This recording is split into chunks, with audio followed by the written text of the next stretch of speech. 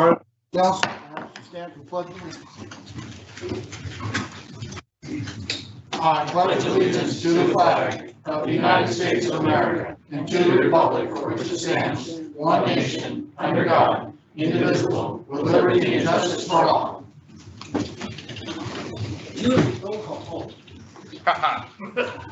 Roll call, please. Mayor Mahler. Present. Councillor Coleman. Councillor Gerson. Present. Councillor Gorley. Here. Councillor Nash. Yes, sir. Councillor Trask. Here. And Councillor Goebel. Okay, look, record show we have 5 present with 2 absent. Councillor Coleman had an agenda this evening to attend with Springer. And I'm not sure with Goebel, he supposed he's going to be calling in, so we'll check to see if he calls in late. So that said, motion to approve the absence of these both councillors. So moved. Second. Motion second, all in favor say aye. No, hang on, is that for both of them? Yeah. Okay, aye. Okay, once again, all in favor say aye. Aye. Sorry, Mayor. Let the record show we have 5 ayes with 2 nays with the 2 absent. Approved for their absence. Consent agenda. So moved. Second. Motion second, all in favor say aye. Aye. Opposed? The record show we have 5 ayes with no nays and 2 absent. Approval of consent agenda. Recognition of visitors and hearing of petitions. Anybody would like to come forth, be heard before council? Nobody signed in. Okay. Moving on to old business. Request of council action, ODOT ART in the public right-of-way agreement. So this begins on page 12 of your packet. As we enter town, we have a wonderful statue that's been erected at the intersection of 228 and Highway 20. Is Blair out there somewhere? There's, oh, Blair's right here. Wow. No. Right. So there's some history of how this has come about, and I'll let Blair cover all of that and talk about where we're looking to go from here. Okay, so you may remember this came before you before we had to pass a resolution starting the process to make an agreement with ODOT for maintenance of the ART there in the public right of way, notably the logger statue. We have received an agreement back from ODOT, a proposed agreement, and we're in the process of negotiating a couple things that staff does not entirely agree with. In fact, we received something back from them that I have not had time to review yet, just in the last day. But in your packets is the proposed agreement that they had, along with some comments that staff has made. In addition to that, we have had some citizens come forward seeking to put a roof structure over the logger statue with the idea that they want to help preserve that artwork and keep it from deteriorating in weather. So the problem being is that it's not our property, it's ODOT's property, and it's taken us this long just to get an agreement with ODOT to maintain the artwork. We would need to add something like that to an agreement with ODOT if we were to move forward with building a structure of that kind. And so really what we need to have now is kind of a conversation with you all to get some direction on where you would like things to go. We have the options we have is we could just go with the agreement that we have that's been offered to us with ODOT and leave it at that, which would be no roof over it.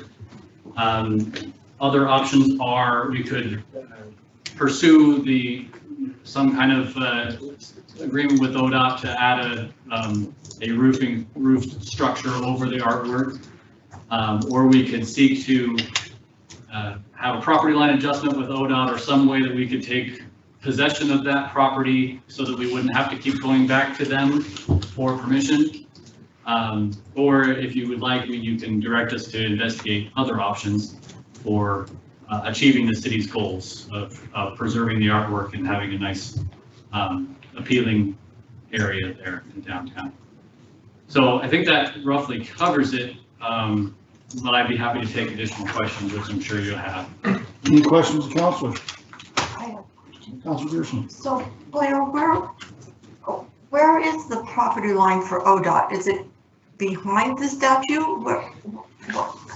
What are we talking about? Property? So there, it's a really strange situation, and mostly it's because of the history of that intersection.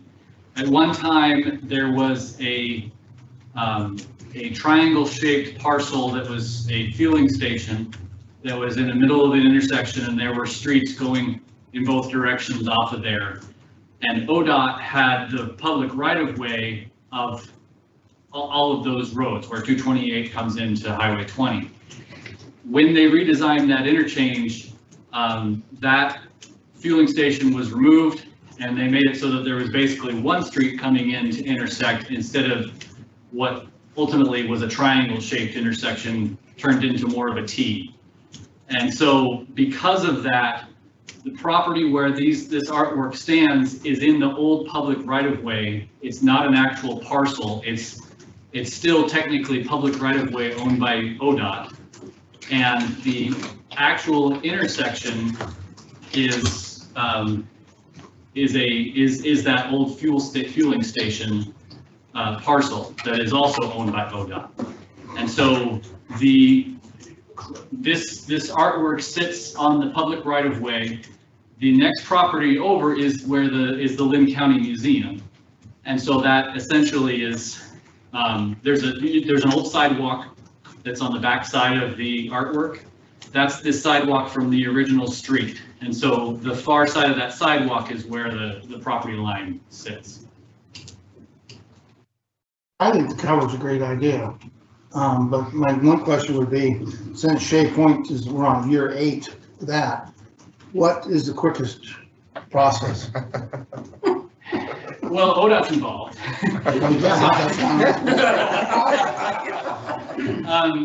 We could pursue changing the agreement with ODOT. I don't think that would allow, I mean, based on what we've seen from ODOT, I don't think we would be able to actually put up a structure until, at the earliest, I would say January. I just don't think it would move that fast. That's my guess, but we could pursue it and see what we can work out. So I have a question. When we pull into town, I really like to see the old church and the East Lynn Museum. Before I would be comfortable with a structure that might impair that view, I'd like to know what you're suggesting. Is it going to have a cedar shaped roof? What's it going to look like? How tall is it going to be? What are the pillars going to look like? We're kind of like riding a blank check without knowing what we're getting here. We don't have some kind of idea what that looks like. There are some drawings in your packet. Unfortunately, we don't have pictures of how it would look from a, with the artwork included and from if you're standing on the street, what it would look like. But the statue itself is about, I want to say 18 feet tall. The top of the heads of the loggers is at about 12 feet tall. And the proposals that I've seen, they have a roof structure that covers the top of the tree, but it doesn't, it's over the heads of the loggers, if you look at this image. So it would, you would probably, if it was placed in this picture, you would have the roofing structure would not obscure the East Lynn Museum, but the legs of the roof structure probably would. Because if you can imagine those poles that are there now, of the former arbor, surrounding that statue is an old rose bush arbor. And if you imagine those poles going up higher and supporting a roof structure that starts above the heads of the loggers, that's kind of what you would get with what these citizens are proposing. And I don't know if anybody's here.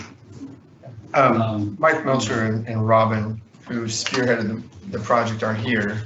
This is their idea. I'm sure they'd be more than happy to answer questions if you have any. They could kind of explain their thought to you a little bit better, I think. Well, Mr. Mayor, if you look at the picture that I'm looking at, the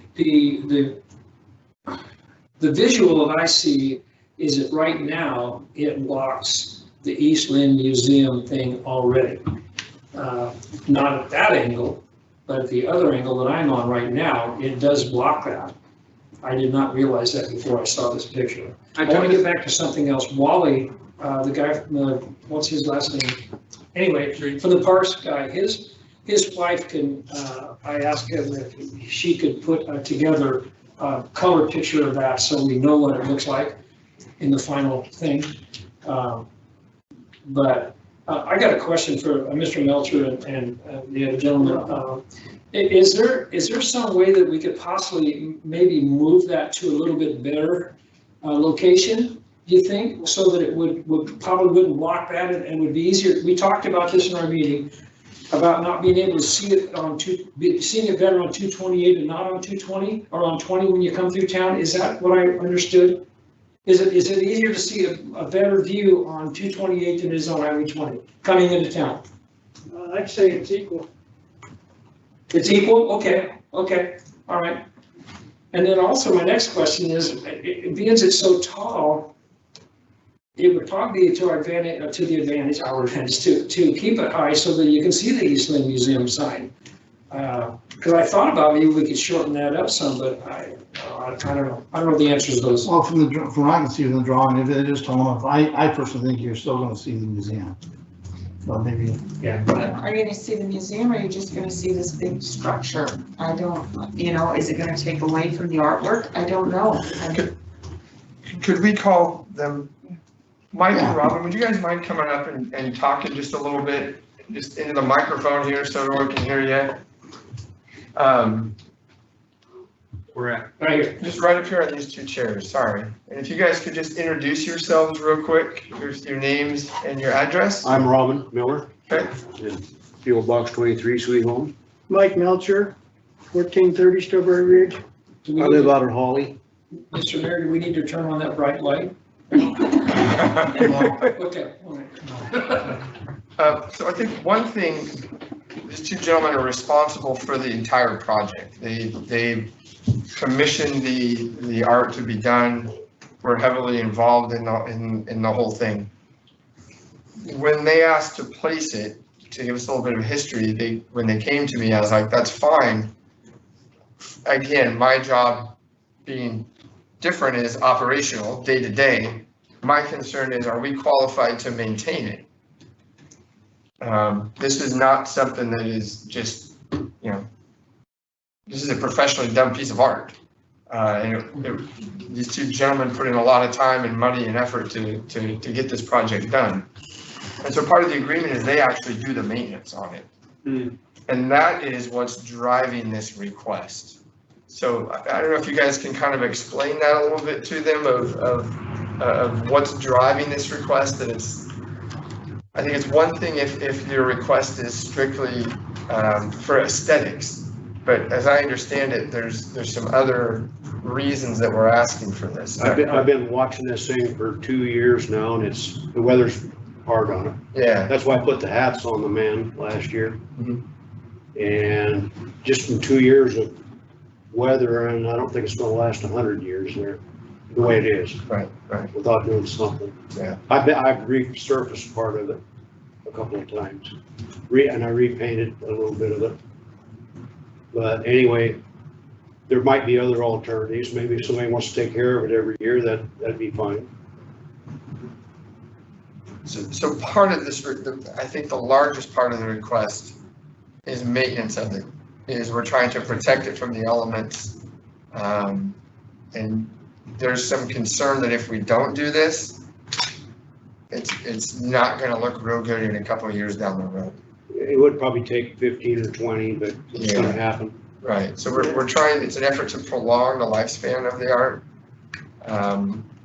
more so than another aesthetic addition to it. I mean, if you look, I think if you look at picture 4, I still with the roof over that, you're gonna still see the museum. Yeah, and if you look at one of the other pictures, I can't, if I go back, it takes me 20 minutes to get back to it, but the other picture that I have is from Highway 20 going across 228, and that East Lynn Museum sign is wide open.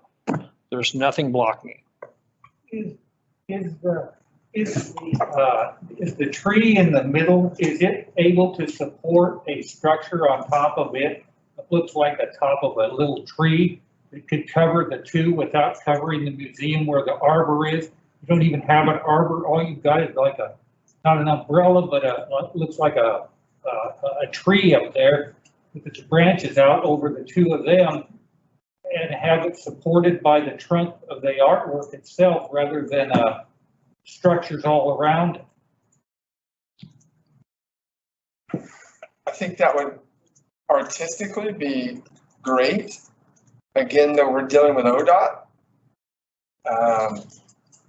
So my concern, I don't know if they would want to see that engineered, or if we could just say it's part of the art.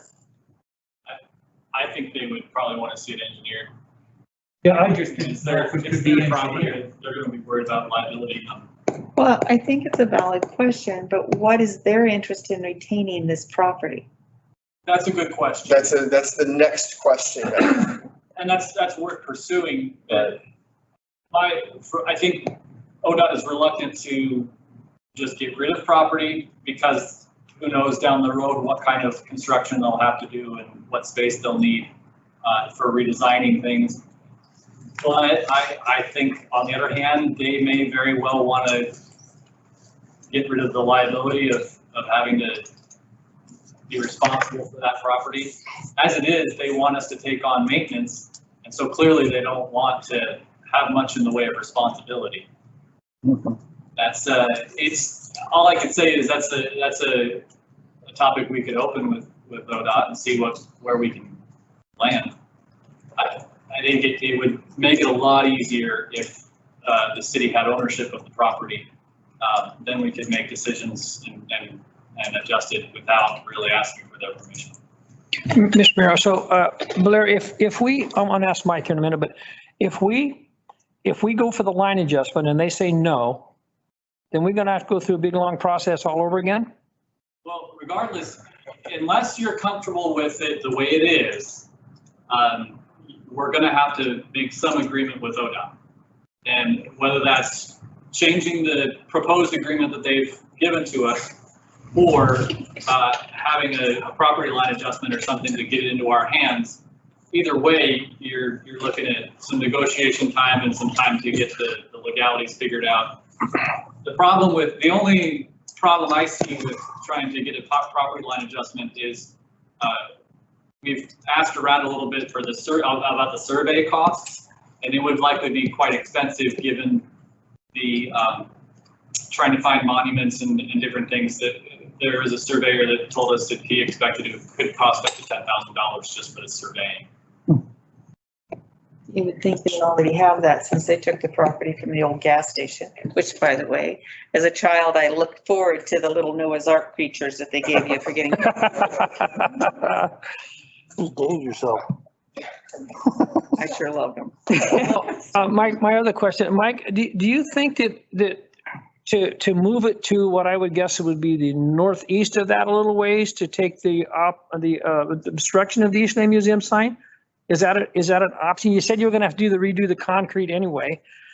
I don't know that would be feasible, because if you put that up there, the way it looks to me, that East Lynn Museum sign is going to be kind of covered. But like I say, Brandon, you can't bring up that other picture where the East Lynn thing and there's a pickup there in the way. Give me a second. I think it's like the maybe first or second one. I'd like to switch back, but when I do, I can't get back on there real quick. Yeah, I think it's number 2. There's like 4 or 5 pictures. Just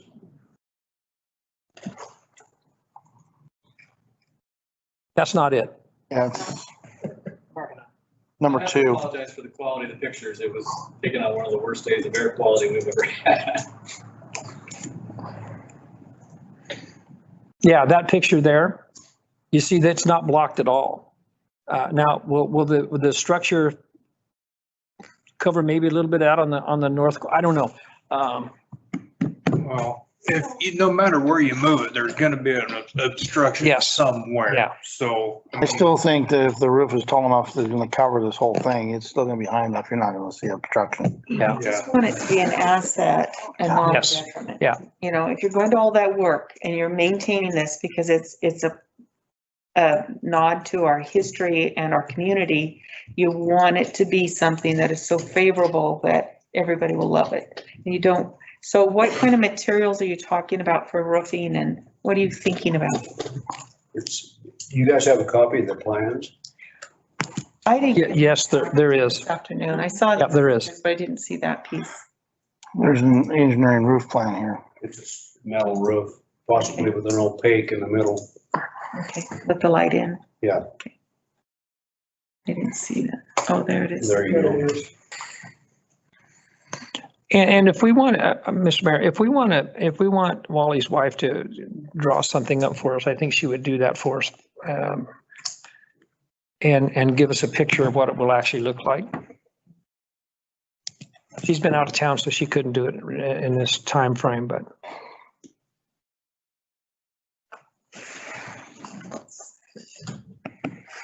For me, it just comes down to what's the easiest process of dealing with ODOT. What are the chances they're actually gonna readjust their lines and let us take over that stuff? I'm gonna say not very good. That's my opinion. Then they should do the mowing.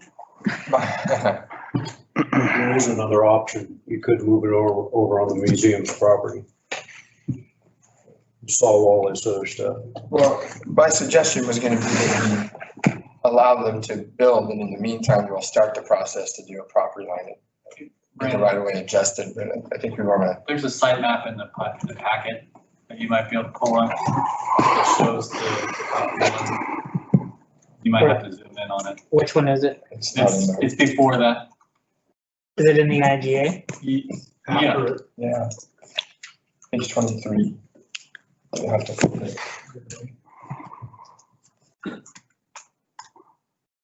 There you go. So if you zoom in on that picture below on the bottom. You'd have to move it to the other side of the sidewalk. So there you can see that triangular portion and then the old Holly Road alignment. That property line goes right along the sidewalk. So if you move it to the Eastland Museum, you're looking at putting it on the other side of the sidewalk. And you're gonna have to redo the cement support. Cement's no good the way it is. Okay. Totally no good. I think it'd have more just, I think it'd have a bigger chance of covering up the museum thing if you move that far back. Just be I think. My only thought is, and it might be counter to that other thing, is if we did move it over, then we have more control in making that support structure larger and probably including some seating or something there as well. We can certainly begin discussions with the Eastland Museum to see if they're open to that. I don't know what Mr. Melcher, Mr. Miller. I've talked to him. Yeah. So I think if that might be the easiest way to. Mr. Mayor, were they opposed to that, moving it? No, They're not? the thing. They don't care what they have to do to have it there. But it's gonna take it out of the view. Yeah, it will. Where it's at now. There's no reason why we can't pursue multiple options all at the same time.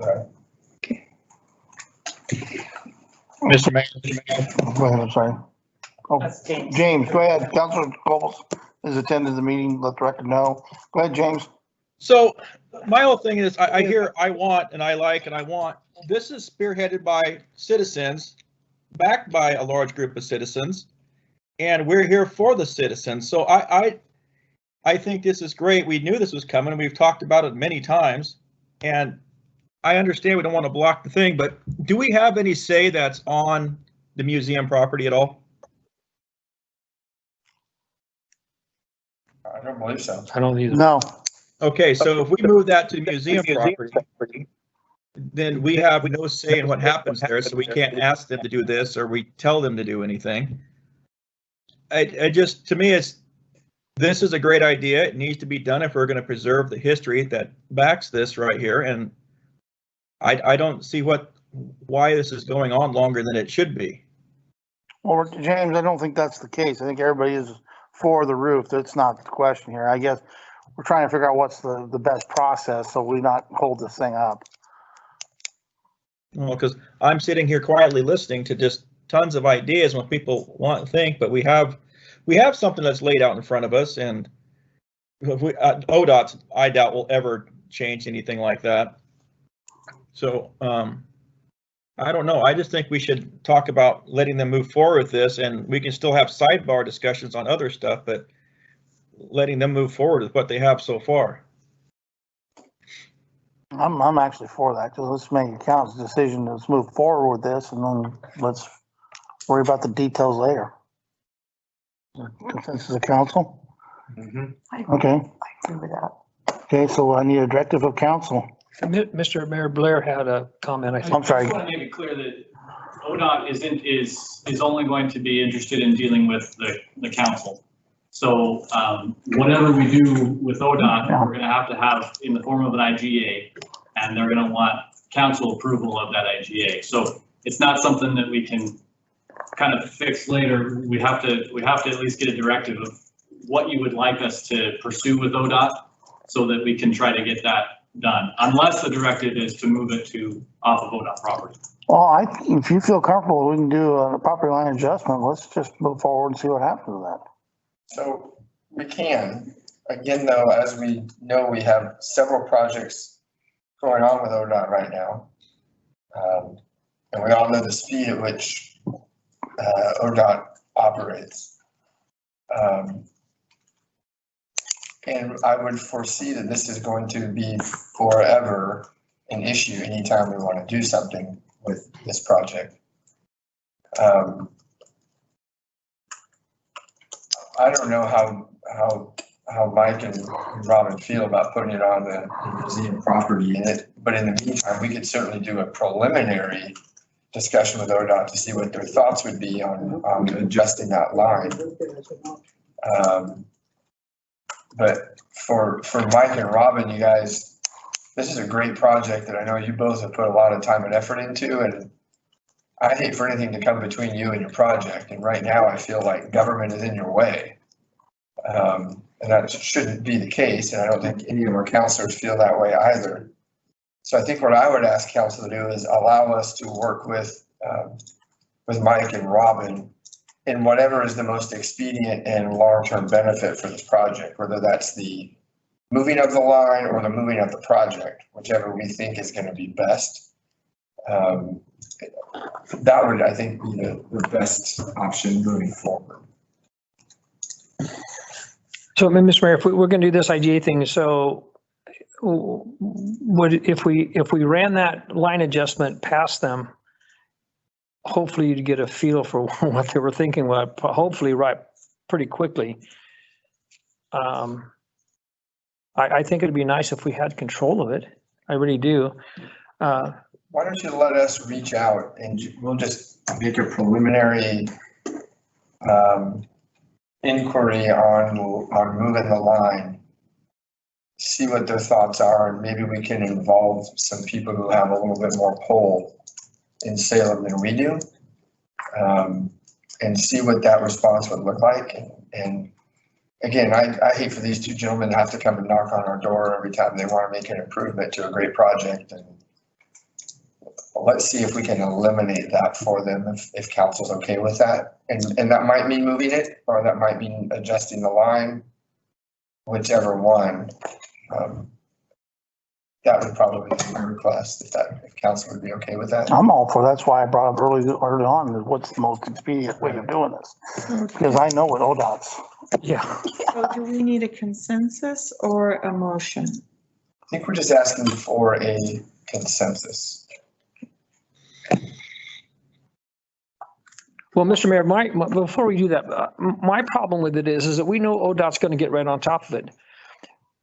not. So the thing of it is, we're gonna be holding these guys up for who knows how long.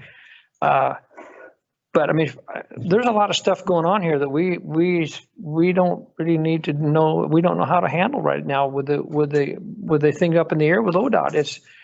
It's insane. And we had a meeting with these two guys and we tried to get some of that stuff worked out, but I think they finally figured out that ODOT's not too much easy to work with. I mean, it takes a lot of time. I think if we could just get council consensus that you would approve an IGA with this structure in it, that would give us the ability to find out what's the fastest, easiest way to move ahead. I think you got the consensus. Huh? Sounds like a plan. It is a plan. Let's go. You have the consensus. Yes. They've done a lot of surveying up and down that street. I'm assuming they found a lot of monuments in that area. We're gonna do what we can to get you guys through this as fast as we can. Yeah. I think council, and please correct me if I'm wrong, would support an IGA on this if that's the best method moving forward. And we'll work with Mike and Robin on that. Does that sound correct? Yep. You have a consensus? Yep. So we'll be in touch with you guys. We know where to find you. Yeah. So we'll be in touch and we'll reach out to ODOT and see the fastest way that we can get through this for you. Okay. Yeah. That spot that it's on is actually the best spot for it. Is it? Yeah. So, it's gonna see another winter of weather, I think. Which sounds. Right. Yeah, unfortunately. We'll see what we can do. We'll stick this on top of our list and try and get a hold of ODOT this week and move as fast as we can. Perhaps. Yeah, we'll see what we can do. Appreciate that. Yeah, you bet. Thank you, gentlemen. Yeah. Thanks a lot, guys. Before we move off of this, may I ask Blair another question? Sure. So Blair, off of this project, but in the agreement, it talks about the mural on the ODOT building, right? It does. Which is now the city's, which has been and is now the city's responsibility, right? Yep. How are we gonna manage that one? Well, it's in, they want us to maintain it. And it can be through volunteers, it can be through, but the city would need to be the umbrella for that. And we would need to let them know at least 3 days before we want to do any work on it, that we would need to come onto their property. So they want it all wrapped up into one agreement. So, as I read this, it basically says that if we don't maintain it, they have the right to paint over it, right? Yeah. It's their building, I mean, yeah. Mr. Mayor, do you recall, or maybe Robert, when all those were done in town, like on the Hoy's building and then the one down with the police stop, who paid for that? You remember? Because there's like 4 of them or something like that, 3 or 4 of them. There's one at the fire station. I know the chamber was part of it. Oh, okay. Yeah, I don't know. I don't remember The chamber was part of it, but there was another organization. I'm trying to think. It was a combination of 2 organizations came together on that. Yeah, okay. Okay, thank you. Next, request for council action 2021 visitor center contract. Chamber is looking for renewal of a contract for their operation of a visitors center. This begins on page 33 of your packet. We've been doing an agreement similar to this for about 3 years now, in which there are some specific deliverables that the chamber provides in exchange for the funding. You can see there's some minor changes that we agreed to with them. I'm realizing that the strike through didn't strike through in the strike through copy. Yeah, so that's our fault. When you use the track changes and have the program produce the PDF, it does not show the track changes, and so you have to do that manually. I apologize for that. The additions simply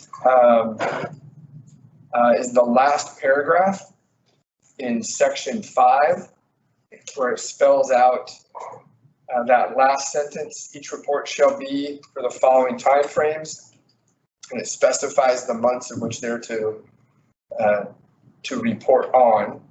And then, of course, the relevant dates, updating it to this year was also a change. Otherwise, I don't believe there are any other changes. There are members of the Chamber of Commerce here this evening. If you have questions, I'm sure they'd be happy to answer anything you might have. Questions of councilors? So looking at the coming year and how difficult it is to market anything, is there anything that is innovative or different, like virtual tours or things that the chamber has planned that they haven't done in the past? Hi, I'm Melody. I'm the new office manager at the Chamber of Commerce. And recently we've started doing a lot of virtual interviews with local business owners. And our reach on our Facebook page reaches across the United States. We've had viewers comment from the Midwest. And so I think that's a great way to keep marketing Sweet Home in a way that maybe we've done before. Does that answer the question?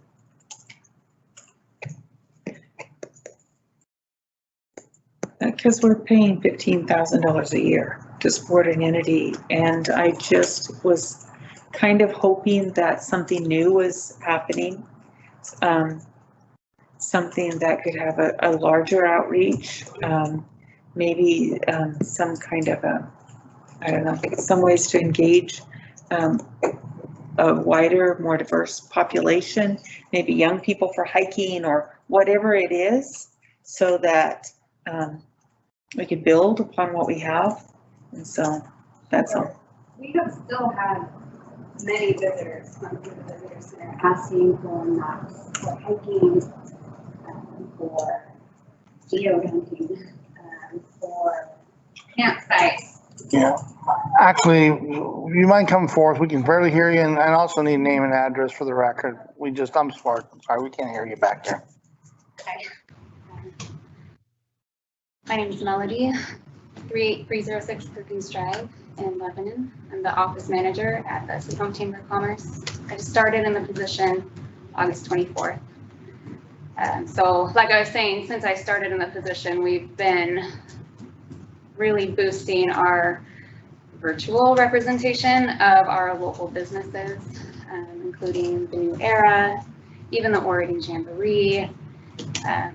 Today I spoke with Dale Jenkins from the American Legion. We've had the Sportsman's Holiday Queen, so really a wide variety of everything that Sweet Home has to offer. We're pushing that online.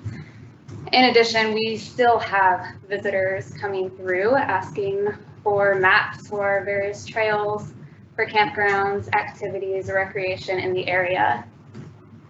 One couple even came through and said that they had read about Sweet Home in a book from the 70s, which I thought was fascinating. So have you been able to identify something that they're asking for that maybe it's not something that's your responsibility, but as a community as a whole, that is a need that we could serve better? Is there something that communication that you're hearing from people, there's a need that's not being met? I haven't personally heard of any needs not being met. Could I ask Carla for some input? I would say the biggest thing that we get is people, wanting to have more recreation opportunities, more trails, more planned, I guess, walking paths, nature paths, more involvement around the lake, which is pretty difficult dealing with Corps of Engineers, as we know. And the parks, we have had some positive feedback about the parks lately.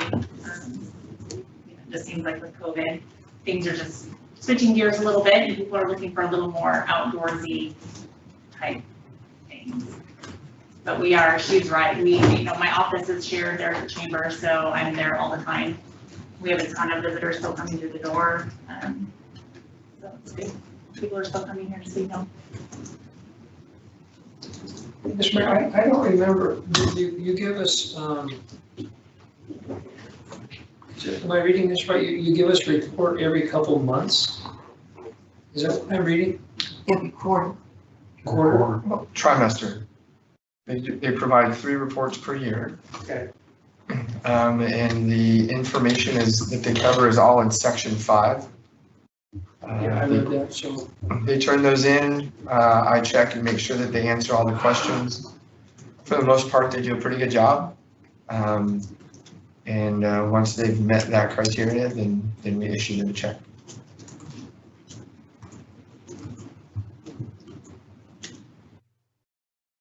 Any other questions? Councilor Goldberg, any questions? Nope, sir, I have none. Okay.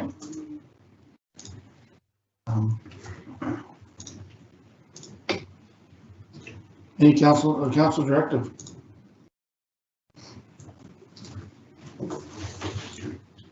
Mr. Mayor, I move that we approve the contract with the Chamber of Commerce.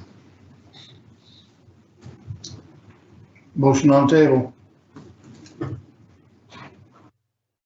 One second. Motion second. All in favor, say aye. I'll do a roll call. I'm sorry. We're going to do it by roll call, please. Mayor Mahler, Yes. Councilor Coleman, Councilor Gersten, Yes. Councilor Goebel, Yes. Councilor Gorley, Yes. Councilor Nash, Yeah. Councilor Trask. Yes.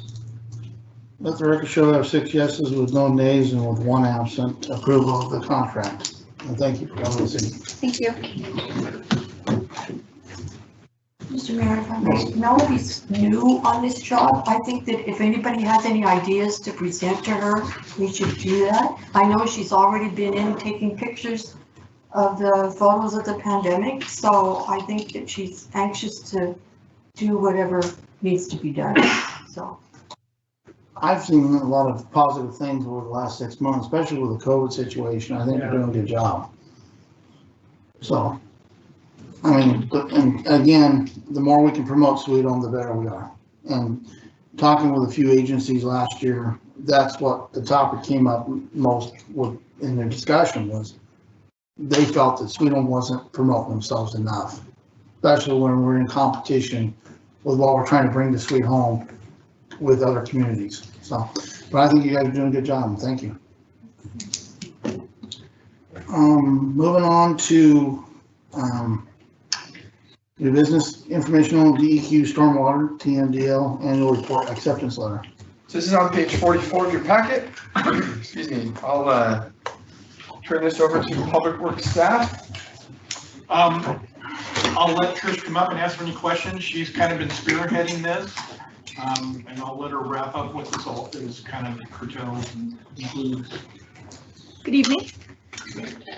A couple months ago, we submitted our annual report to DEQ for our 5-year stormwater plan. This covers measures that the city does to protect the water quality that we put into the river, street sweeping, things like that. We had a little bit of Q&A with DEQ after we submitted the report because we had some deadlines that we wrote for ourselves with the anticipation.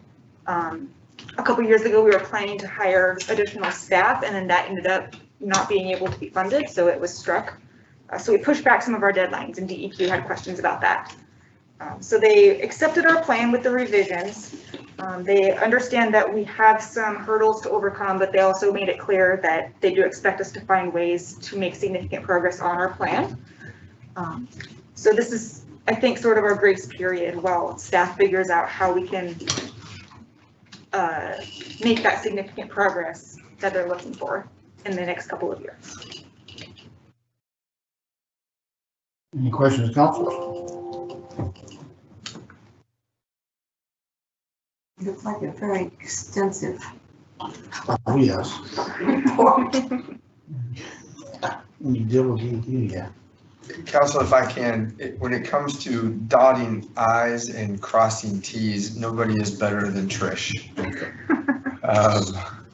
She's fantastic and has a great eye for detail. She put in a lot of work on this.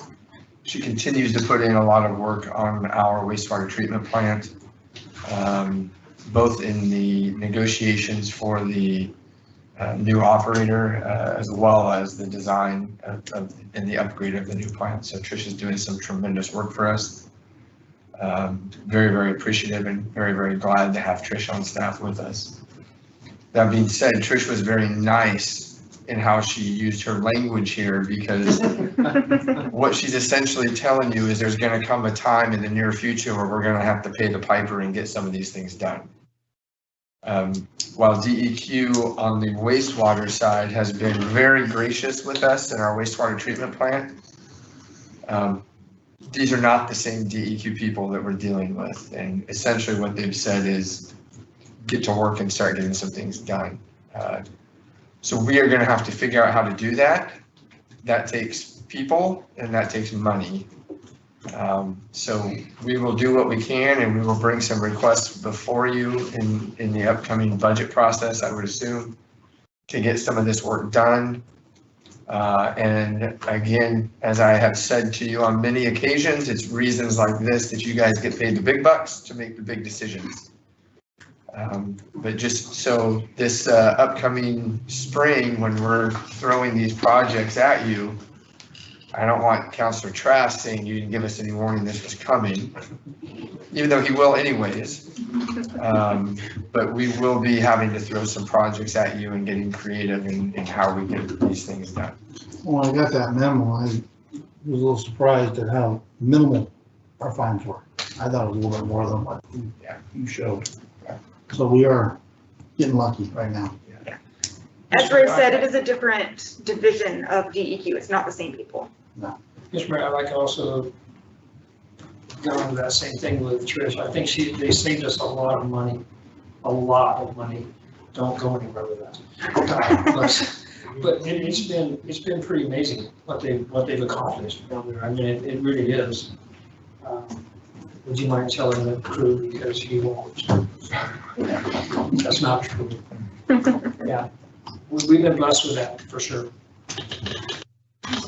Question. So Trish, a lot of this IT is stormwater, right? Yes, this is our stormwater plan. Yes. So this is a whole different part of DEQ? Mm-hmm. I see. Does the right hand know what the left hand's doing? Sometimes, in the sense that the sewer folks at DEQ care about the water quality in the river, and that's why we have a treatment plant. Right.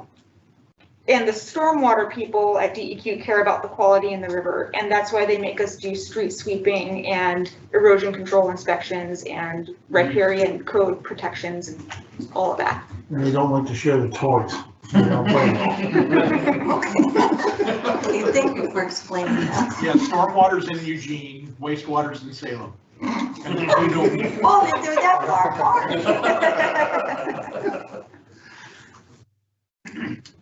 Any other questions, councilors? Thanks, Trish. Keep up the good work, by the way. Thank you. Next up is request for council action resolution number 24 for 2020 Harvest Festival road closure. This begins on page 59 of your agenda packet. Essentially, Harvest Festival is coming up, and we would like permission to close the road or in and around Sankey Park for traffic for that day. We anticipate some questions from the council today, and we're happy to answer those. Any questions, councilors? I have a question. Go ahead. So I guess I need, from my own point of view, why we're having the Harvest Festival. I would like an explanation for that. The Harvest Festival has been an annual event in the city for several years. I believe that we can hold the festival and still meet all of the governor's guidelines. Staff has worked very hard to do that. And quite honestly, I think there is a contingency of people in our community who need a festival of sense of community. And I think we can provide that for them. Well, I understand that our part of that we can control. The other two parts of it we can't control. So I'm a little concerned about that. There's a beer garden, so there's going to be alcohol served. I just have a question as to whether this being sponsored by the city is in our best interest. So we do have control. The special event permit ordinance allows for approval with contingencies and plans, which we have been conducting and working on. Angela has some props. If she could bring those in for us. And maybe give you kind of a quick example of some of the things that we're implementing in order to ensure that we meet all of the governor's guidelines.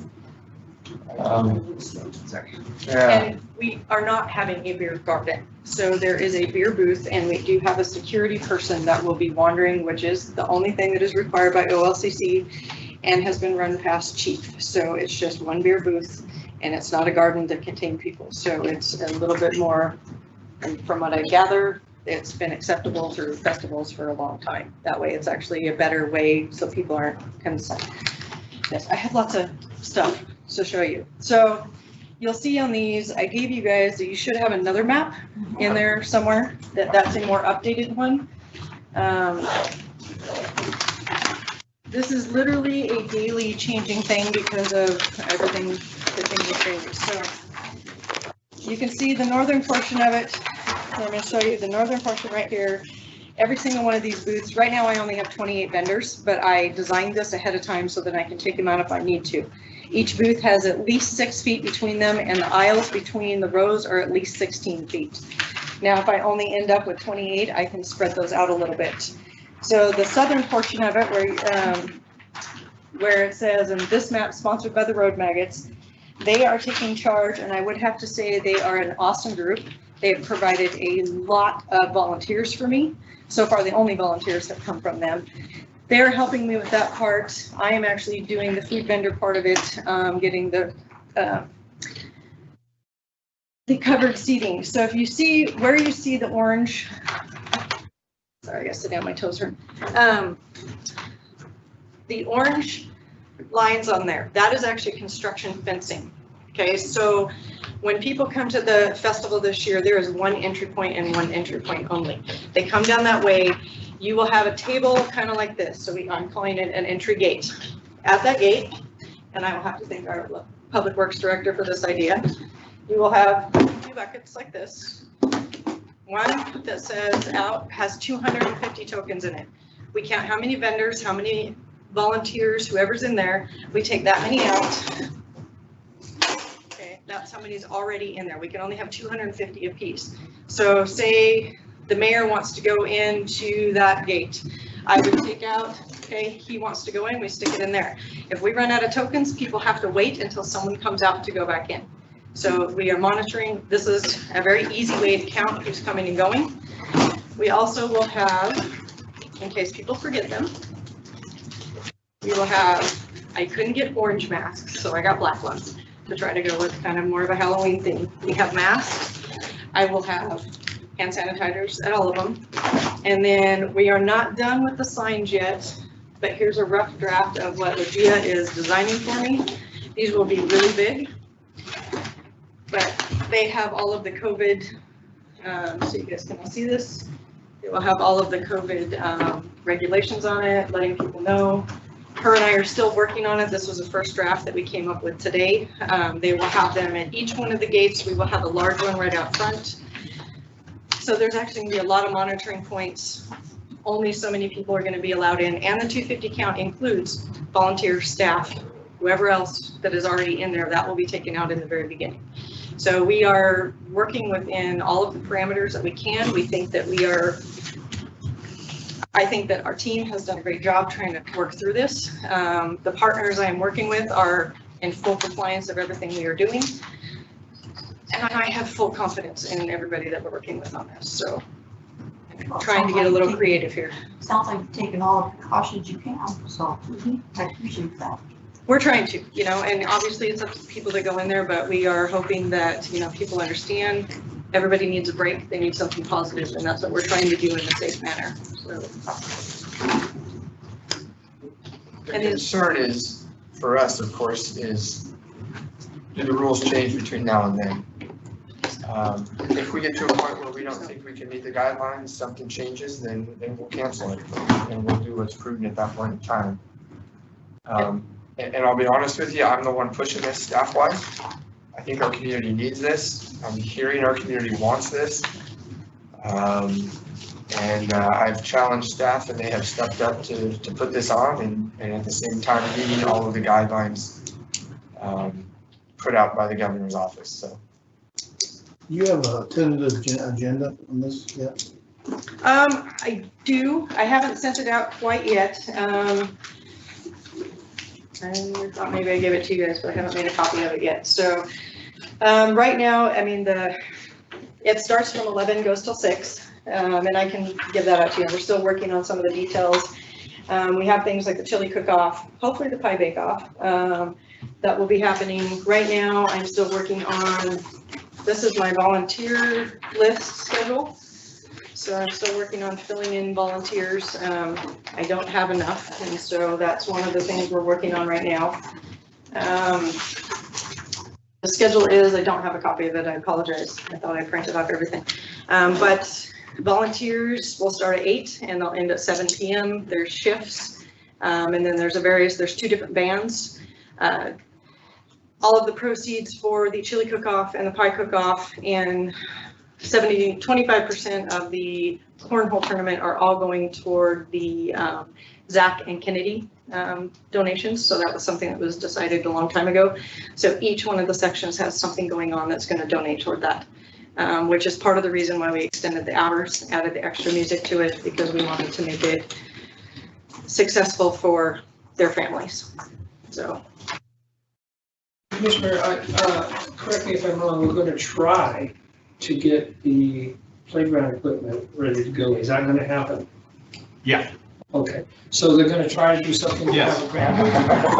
It's a narrow. And if it's not done, Dominic's in trouble. Well, I don't know if we're going to, because of everything that has been going on, right now, I don't think having the grand opening of the playground that day is probably not going to get planned, because just everything right now, just getting it done and getting everything set up, I'm thinking it might be better. I don't know. It's up to us. We haven't actually discussed that because we've been working on trying to figure out the fencing, how we're going to get the fencing in, making sure everything is blocked off. So actually, we haven't actually had that conversation for a while, but.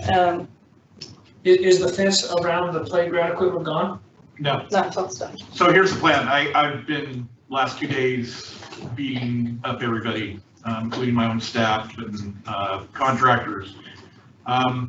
The fires kind of set everybody back. I think the plan was they were going to be pouring already this week.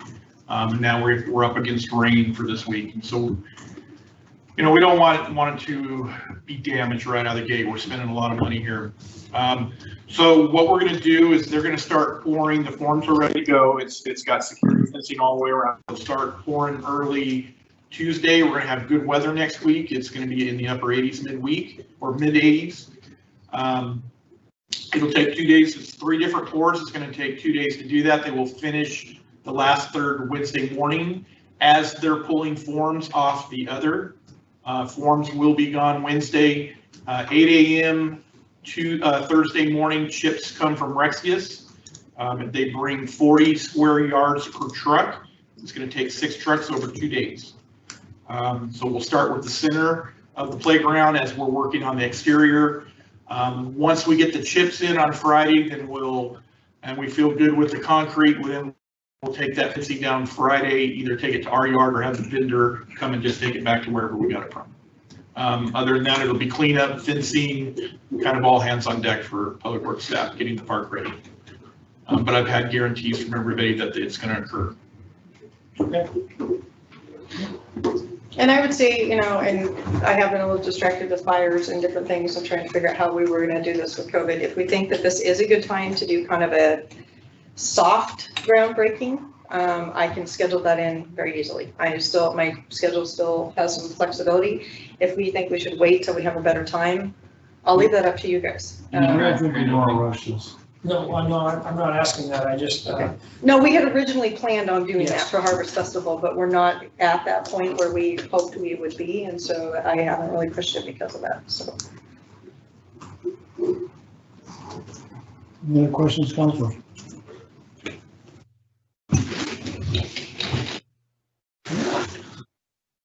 And Council Director? this is for the road closure, Yes. so moved. Second. Motion second, all in favor, say aye. Aye. Opposed? Record show of 6 ayes with no nays with 1 absent. Approval of the road closure. Resolution number 24 for 2020.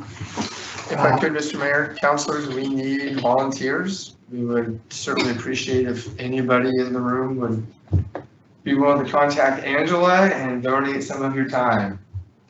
I'll be there. Me too. I have scheduled, just let me know. I need you guys to check in and let me know what you want to do. One area where it has been suggested is that Thriftway is willing to donate beverages, food like hot dogs, hot dog buns, to give away for free, but we need someone to be able to serve them, have a hot dog cart. So if you have any ideas, please let me know. I don't want to tell them yes until I know that we can do that. So that's one of the areas that has been suggested. So touch base with me in the next few days. I greatly appreciate it. Thank you guys very much. And I hope that you come and see. Mr. Mayor, I nominate Blair. I will if you will. Blair's my backup. I'm really getting sick of chili. I think we need to move the bathrooms closer to the chili cook-off. I'm recommending that one. Moving on to a request for council action, property line adjustments for wastewater treatment plant properties. This is page 65 of your packet, if you want to follow along. And again, I'm going to turn this one over to some public works staff, or excuse me, to Ken staff. How do I get that? You and Trish maybe? Yeah, Sure. Where's Trish? We go. She left. She Where'd you go? You thought you were done with nutrition? Oh, no. Oh, no, you didn't? No. Oh, shoot. Oh, my goodness. Okay, so the wastewater treatment plant design, what they have proposed, the property lines as they currently exist are not very conducive to what we need on site. And so in order to make sure that we have the proper setbacks and the proper lot coverage for the property, we do need to do some property line adjustments. There are some maps that you can see in your packet. We have a total of, is it 4 different lots? There's 5 lots, so 4 applications to merge them. Yes. And so you can see these maps, there's a series of them showing which properties would be merged in what order. And each one has their own application, which it's rather frustrating, but that's unfortunately what you have to do when you have this many properties and this many applications. So the good news is these are all under our control. They're all owned by the city. As the governing body of the property owner, your approval is required for these applications to state that you're, authorizing us, the city manager, to sign the applications for all of these to be merged into a single property. If they're all merged into a single property, it will allow us to have the design that the engineers are recommending, and it will fit for planning purposes. And that's in a nutshell. All on a single lot. Yes. One wastewater plant on one lot. Yep. So that blue outline would be the final result of all of the properties being merged into one. Any questions, council? Still gonna be access to the boat ramp? Yes. That's not much of a boat ramp. It's better than going underneath the bridge to try to launch a boat. This plant's gonna give that area a facelift as we get through it. You'll see some improvements as we get through construction. We talked about that.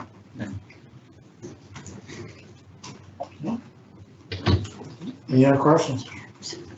I just have a question. So these are all separate tax lots that we're gonna put into one tax lot. Yes. Pretty amazing. Yep. It's interesting how far the reach is, isn't it? Because I didn't even realize we have that little triangle piece across the road. And, you know, it'll be a part of this same lot, but there's not gonna be anything built on that.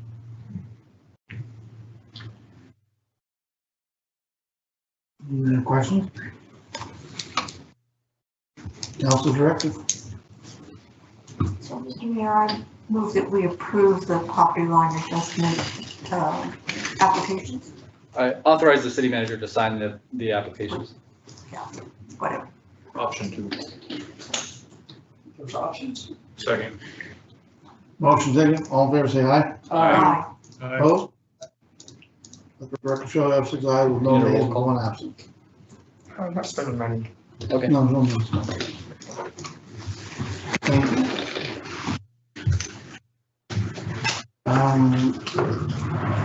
Next up, request for council action acceptance of Lynn County Youth Activities Grant. I'm gonna let Rose come up and tell you about this amazing project that she's put together. And essentially, she's just gonna ask you to accept some free money. I don't know. Twist yarn. So in your packets, beginning on page 79, is the request for council action on this. The purpose of this is to allow our city manager to sign off on a contract with the county. The Lane County Commissioners set aside some money for after hours or for enrichment programs for children. And what we've designed is an after hours program with 4-H, outdoor school, OSU and the Department of Education there, and Showcase. All of these partners are bringing something to the table to provide enrichment activities, homework help, tutoring, counseling, mentoring for all of our students. And I think we can all acknowledge in this time of online learning that parents are struggling and children are struggling. So we're looking to provide this activity for them. Do you have any questions? Any questions, Council? I don't think she has to make a case to take free money for the kids. Well, I hate that thing saying it's free money because it's not, but I agree, this is a good thing. I brought it to Sweet Home. How's that? Captured money. Yes. Captured money. Is it 63,796? That was? Yes. Okay. Any questions, Council? So Rose, you say 120 youth? That's collectively, right? But they're gonna be in cohorts? In little cohorts. So we're looking at providing programs, a section of children Mondays and Tuesdays, and then a section of children Wednesdays and Thursdays. So 2 different sections of programs. And, you know, this will be very driven by the children and their interests, and the 4-H have a long history of providing programming here in our areas. We will comply with all of the COVID requirements to make this happen. Just have one question. So about counseling, what specifically, what would that entail? What do you envision? What when I spoke with the head of the Department of Education there at OSU, she recommended that we have some PhD students available for counselors, and either if the parents want to talk to them online, and we're going to, with Brandon's help, we will be setting up the community center, so it will be available to handle this type of transmissions. Either do that online or bring those counselors to the parents to talk to them. So they will be PhD candidates, and that come recommended by her. So I was very fortunate. They were very, very responsive to our requests and very helpful in all of this. Any other questions? Mr. Mayor, if I could, this money comes from Lynn County. Lynn County recognized the struggles that our youth are facing right now. And I need to give kudos to all three of our county commissioners for putting this money out there and making it available. I'm on the selection committee as well. And we have our second round coming up to do some more awards. But they've set aside $1 million to go towards youth programming in the county, and I think we'd be remiss if we didn't thank them for recognizing that, because this is a little outside the box for a county to do, for county commissioners to do. So I think we'd be remiss if we didn't thank them for that. I think that we need to maybe send a letter of thanks. Yeah, the city and the council. Bringing that up, did we ever get a letter off to Sherry Springer and Mr. Gerard? Do we do that, or do we not do that? Did we talk about that? I think we did. For getting this $7 million back. We gave them awards. Does that count? Good. That's good. So, Mayor, of course, to the point. Yeah. Did you get it right? Thank you. I need a council directive on this. Second. All in favor? And this, we're spending 5,000 of our funds. Do I need to do roll call on this? Go ahead and do it by roll call, please. Mayor Mahler? Yes. Councilor Coleman? Councilor Gersten? Yes. Councilor Goebel? Yes. Councilor Gorley? Yes. Councilor Nash? Yeah. Councilor Trask? Yes. Let the record show of 6 yeses with no names with 1 absent approval. Thank you, Rose. Keep up the good work.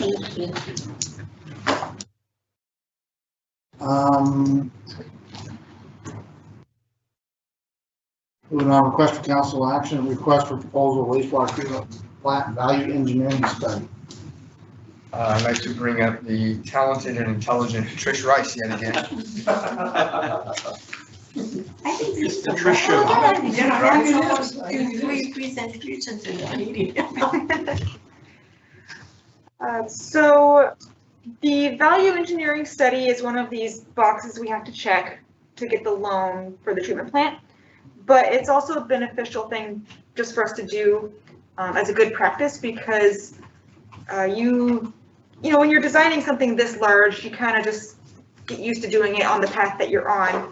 You get a fresh set of eyes to look at it, an independent engineer to look at it, and they can identify, well, maybe, how about you try this, or how about you try that? Maybe you move this over here a little bit. They can come up with some suggestions to potentially save us money in construction.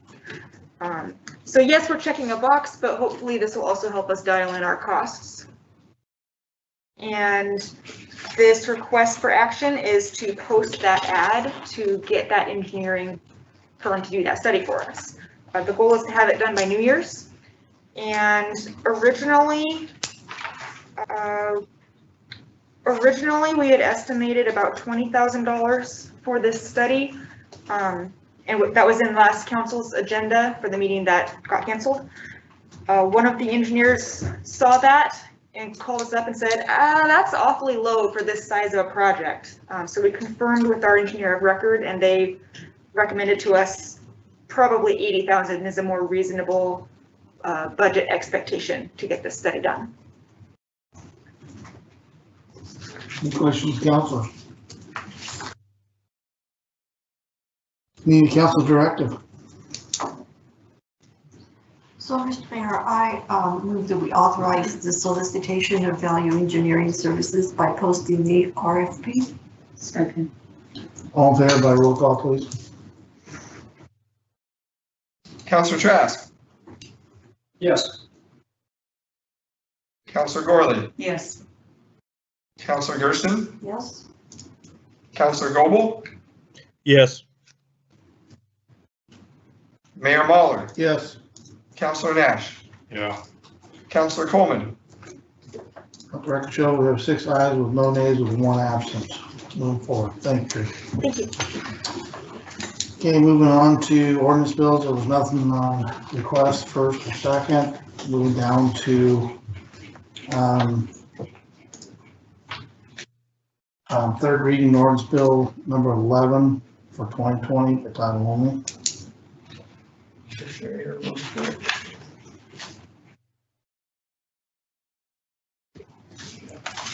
So page 117.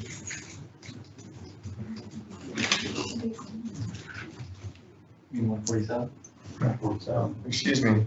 149, isn't it? I got one. Thanks, 152. I thought it was 149. Excuse me. Trish, where is it? No. Isn't the ordinance bill number 11 for 2020, ordinance number Correct. 1291? Yes, that would be the one. That's on page 149. Thank you.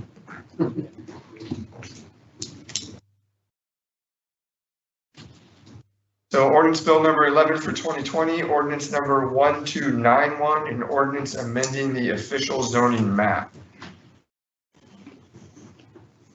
Any questions, councilors? Okay, need a council directive and by roll call. Mr. Mayor, so moved as recommended. Second. Motion second, roll call please. Counselor Gorley, Yes. Counselor Gersten, Yes. Counselor Goble, Yes. Counselor Nash, No. Counselor Trask, Yes. Mayor Mahler, Yes. and Counselor Coleman. Let the record show we have 5 ayes, 1 nay, and 1 absent. Approval of ordinance number 11 for 2020. Reports of committees, anything the committee wants to bring up? The pictures are up. Showcases put up the pictures of the pandemic. We did not jury it, we just took whatever. We also did not put titles on them because we felt people should make of them as they wish. And there is a sign that shows who contributed to them. So we were really happy to get them up. I think shows an interesting how people actually viewed what they saw, so. Anything from the charter review committee met? Yes, we did meet, and we're going to review 8 other cities' charters along with ours. We will be meeting October, the 27. last 22nd, 27. at 5 o'clock. Anything came up out of the trees committee, park tree? Oh, we have a meeting next month, but I really would like to see that thing, the playground equipment done in time for the celebration we have for the Harvest Festival, but it may not be there, and that's okay, I understand. It'll be ready. It'll be ready. I had word, I spoke to all the vendors today, and then as of, when I left my office this afternoon, everything's a go, it'll be ready Friday. Yeah, good. Yeah, So Mayor, if I can go. Yeah, go ahead. The playground will be ready, we just might hold off on the celebration. No. Whatever has to happen is good for me. It would be a pretty good time to do it, but that's just all right. Okay. You had representation of the chamber tonight, anything you want to add beyond? No. Okay. Moving on to reports to city officials. I had, Bob Dalton approach me, recently, and as everybody knows, that there's a lot of, people have lost a lot up in the canyon, Sandiam Canyon. Detroit was destroyed, Mill City was destroyed, for the most part. I mean, there's still parts, but I mean, they just swept through that canyon. And my heart's out for all those people that lost everything they owned, and it's gonna be quite a while to rebuild that canyon back to somewhat resembles what it was. In discussion with Mr. Dalton, a proposal was made for our old annex building, where we held our city council and we had municipal court and some of that there, to donate that to the city of Detroit. To kind of get them back up on their feet. Kind of thought that was a great idea. So I think at this time, do we need a consensus of the council to move forward with this, or? Robert has a draft IGA agreement. I think a consensus for us, we still have a little bit of work to do insofar as we got to find somebody that can move it. We made contact with Representative Springer, who reached out to the mayor of Detroit for us. We had no way to get a hold of him. Obviously, can't really just pick up the phone and call him at this point in time. So we still have some logistics to work out. But I think by consensus, if this is something council would like us to put some time into, we would make this happen. I would anticipate that at the next meeting, we have It'd be fine. Yeah, we'd have something ready to go and ask you to approve the donation of the building. Mr. Mayor, is it still full of stuff? Or did they move out now? Right now, the backpack program is using it. Okay.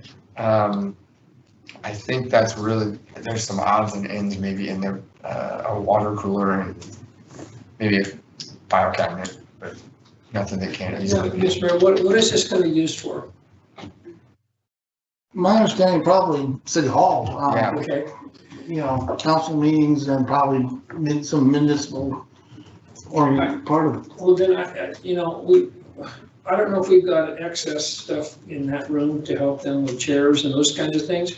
I would like for us to think about maybe possibly stuff that we're not going to be using, or maybe not going to be using, surplus stuff. I don't know how we get around that, if we can or not, if that has to go out for bid and all that stuff. But I would highly recommend that we can, if you guys are, if the council is okay with that, I think it would be a benefit for them, obviously, to be able to donate some of that stuff. Maybe we can talk to their mayor or whoever and just, if we can get a contact thing, that would be the best thing, that we can get a hold of that person, whether it's a woman or man, and see if if the council's okay with that. I think it would be a nice thing to. Right. On that though, I think if the city did a shout out to other entities within our city, there are organizations and churches that may have chairs that they would like to roll over and donate, that would be a nice thing. Yeah. Tables, that kind of thing. For They're upgrading. Yeah. You gotta realize that for Detroit, they have wiped out the city. There's nothing left. So. I've been down to Phoenix Town, trailer parks just, and the stories of children calling the police to get their siblings out. And high schoolers pulling the elderly out of those trailers. And they're down there at Averdon's now. No gas stations, no businesses, everybody was hit. It's horrible. Mr. Mayor, I'd like to talk about one more thing. Blue River, which is up there that goes to the land and out that direction, they lost everything there too. And I don't know if you guys all know Reese Witherspoon, but somehow she got contact with the fire chief from there. It's a lady, and she donated $10,000 to rebuild their fire station.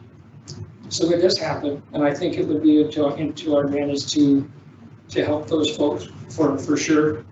I mean, what are we going to do with that thing anyway? So what do you need, a directive? What do you need? Just, I think, the If you consensus. give us a consensus, then we'll start. I believe since it's another governmental entity, there's a whole different set of rules as far as surplusing, and we can get through all that with an You're in IG. two different ballparks. Yeah. So I'm assuming from looking at it, right now, I'm thinking that the fastest way is doing an intergovernmental agreement. I mean, I realize we can't help every city, but a start's better than nothing. Absolutely. I do too. Yeah. Adopt a city program. Well, seeing from the fire department side of things, it is just disheartening to see how much damage and destruction and loss of property and even life. And hearing some of the stories that came down out of that canyon and even into the river in some of that area, it's just unbelievable. Yeah, and we've been there a few times, and you can take all the pictures you want. You can take all the pictures you want, but it doesn't come close to telling you what the disaster is. You can't get it in your mind unless you're standing there looking at 15 houses in a row burned completely to the ground, possibly with people in it.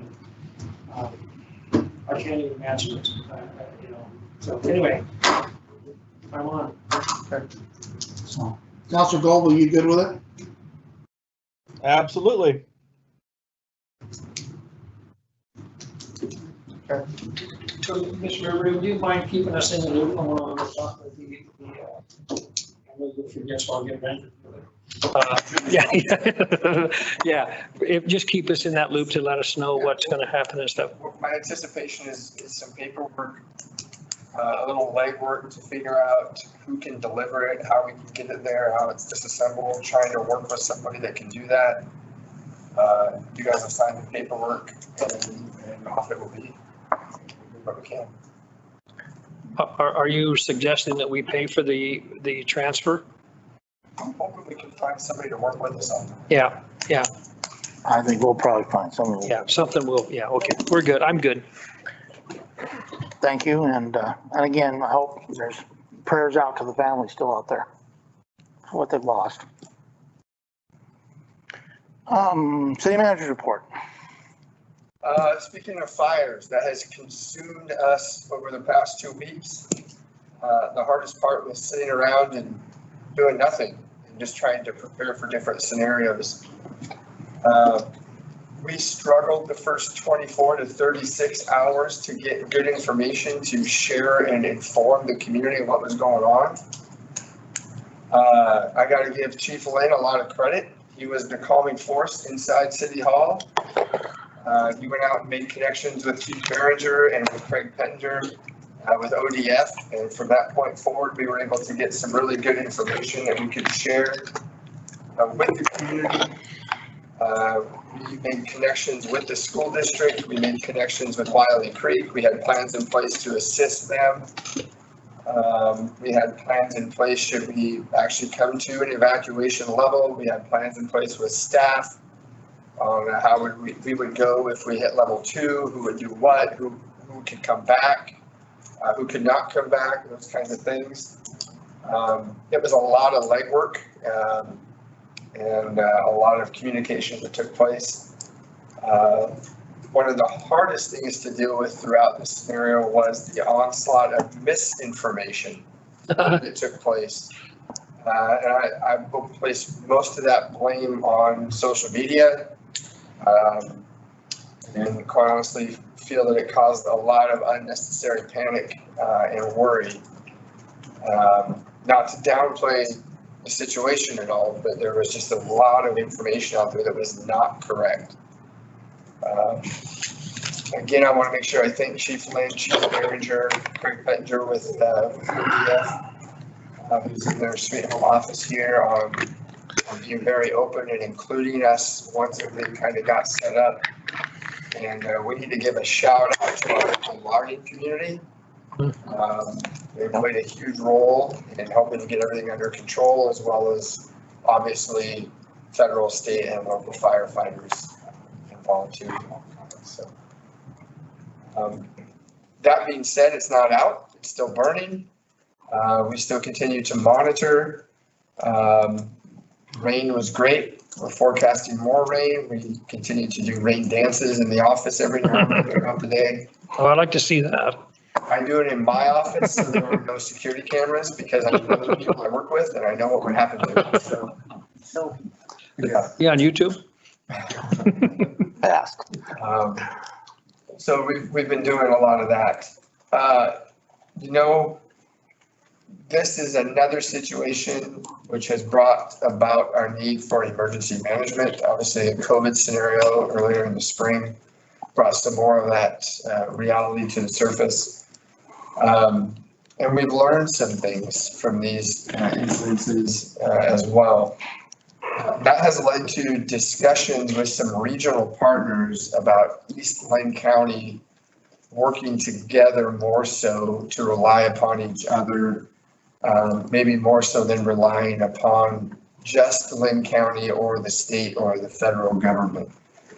So we've actually sat down, Sweet Home Fire, the city of Sweet Home, Lebanon Fire, and the city of Lebanon had an initial conversation about perhaps it's time that we begin to team up for emergency management.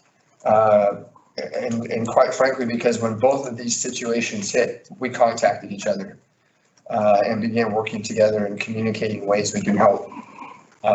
The city of Lebanon offered us space if we were evacuated. They offered to house any fleet that we could get there. They offered to house our operations on a temporary basis in their buildings.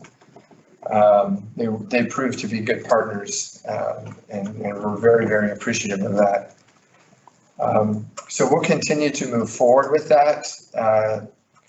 The relatively new chief in Lebanon has some experience in those types of regional partnerships, and so we'll continue to work on how that might look, how that would be structured, working towards an IGA and then bringing that to you to look at and review, obviously.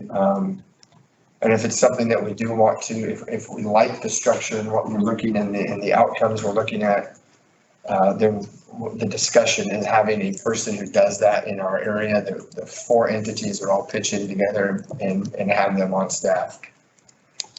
Where are they going to be housed? Who's going to pay them? What employee are they going to be? Those kinds of things will all have to be hashed out. But we've just learned that when something like this happens, we need to be able to take care of ourselves. So tomorrow is the first day of community court. I know Jeff plans on talking about that a little bit tonight, but we're excited for that. They've been working really hard. The judge has been here and spoke to you on the subject, and we think it's going to be a great tool for us to help people. Last but not least, the National League of Cities, which the League of Oregon Cities is the branch of the National League of Cities. They're holding their virtual summit November 18th through 20th. The National League of Cities event is usually a very good event. And to be able to take advantage of those subject matters virtually at a much lower cost, I think would be very advantageous for us. Again, that's November 18th through the 20th. If anybody would like to attend, we can do a group registration.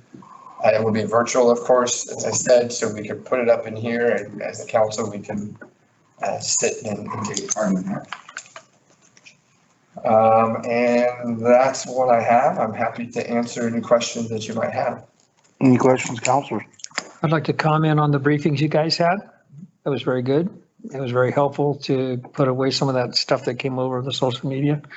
Now on the Oregon, the 18th to the 20th, whatever that is, are we limited to how many councilors can be here without some sort of notification? Because I'd like to do that myself. It would be a training, so we would just notice that it's a okay. All right. So we just need to let you know ahead of time? Just let us know ahead of time. Okay. Yeah, I probably would. I will do that too. Okay. We probably should just post it. They're very good. Yeah. Yeah, they are. They're very good. It's a lot better if you're there so you can get pens, but. Yeah, I can't get a little book. Can I have a backseat real quick? I know. So if you're not aware, we have a rule at staff meetings, and then if you forget something and you have to go back, it's called a backseat. and it costs you a dozen donuts to get a vaccine. So I will supply donuts at the next council meeting for all.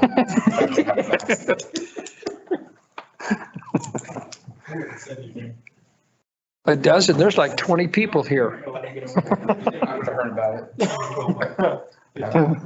Sugar vibes. Fair enough. I need to call out Legia Mole for the effort she's put in over the past 2 weeks as a part-time employee. She's, between COVID and the fire, she has done far more in working to help message and keep things up to date. Again, a part-time employee usually comes in at like 9 a.m. and leaves at 2 or 3. She's up at 6 a.m. scouring multiple websites to get information together for a morning post. What we found is calls going into dispatch where people wanting to know what's going on before they're at work, before they leave for work, wanting to get an update during their lunch break, and then wanting to know what was going on before they went to bed in the evening. And so we were, at least through most of this process, putting out 3 updates a day. And they were basically from 7 a.m. until 8 p.m. And Legia teamed up with me to make that happen, and she did a fantastic job. So just very appreciative of her commitment to be able to work those varying hours as a part-time employee. So I need to thank her for that. Well, and I think that's why those briefings were so important that you guys were doing, because people were able to tune into that and know what was going on locally, because it was very stressful for our community. Absolutely. I know the one we had like 15,000 views. Yeah, pretty good. Mr. Mayor, I owe Legia too, because when we were gonna do the 9/11 thing, she helped me put the things together and put that out, and then we had to cancel it, and so I owe her too. So. You can buy the donuts, we'll call it even. That would be a negative. If you owe, you pay. Okay. Moving on to department directors, and so this evening, each director wants to present a report, so I'll start off with the library services director. I'm looking to see what page it's on. I think it starts on page 155.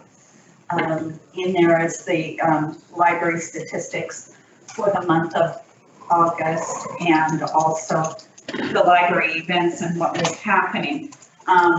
During the time of the fires, we had several families that lost power and lost Wi-Fi, but still were needing to connect and to do their work from home. And they came into the library and asked if we could help them out. And it was fun to see the families, this take over the library and sit and read and have a good time in there, in a relatively smoke-free environment. So we were very happy to be able to do that. We also had a request from several patrons to extend our Wi-Fi.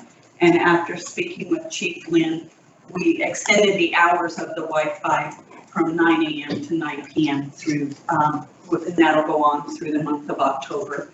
And we hope that also helps individuals get themselves back up on their feet. Do you have any questions? Any questions, counselors? Thank you, Rose. Thank you. Community Economic Development Director. Okay, I won't go over the nitty-gritty details in my report. You have it in the packet. Just to summarize, building activity is, while still, it is down compared to last year, but it is remarkably high given a global pandemic. So we're still getting a fair amount of inquiries about building activity and a number of things moving forward. One thing that will be reflected on the next month's report that is not shown on this is that recently the permits were approved for a new apartment complex at Mountain View and Long Street. You may have noticed the construction starting there. And so that's going to significantly change the numbers when it comes, because that's 48 units that are being built there, 48 apartments in 4 different buildings. So that's going to be a massive development for the city. We've done looked into the history, and it appears that in the last 50 years, we have not had an apartment complex of multiple buildings built in Sweet Home. So this is the first one of that size in 50 years, easily.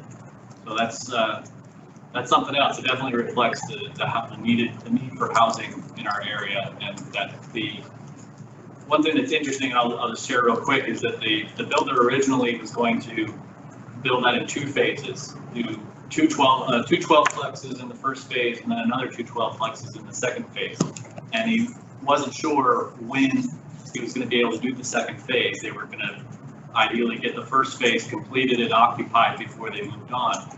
Well, he was able to convince his lender to essentially get everything set to do all of them pretty much back to back, which really reflects the confidence that the lender has in the housing market and the need for rental housing. So that was good to see that there's support in the financial institutions to building needed housing in our area.